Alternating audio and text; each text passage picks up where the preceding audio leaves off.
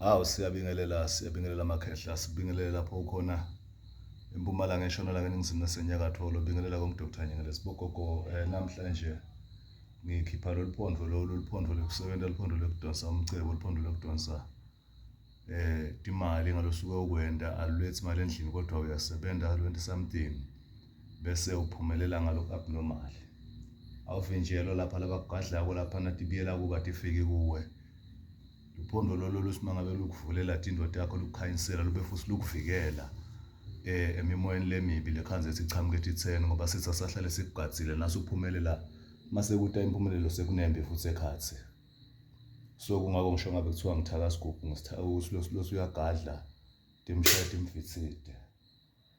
Siyakhulekela ke makhehla amadala njengoba sithi iqhuma lapha ngasemva. Kusho kona ukuthi ngikhuluma indzaba ledubula impela ifike la ngisuka ngiyithuma iye khona. Cha bogogo, mangabe ulifuna uyalithola nje ngithinta ku +2 680 7634 2733. Sikwazi ukuthi sikuside sikwelekelele kule nkinga lonayo. Le nombolo ke iya WhatsApp le.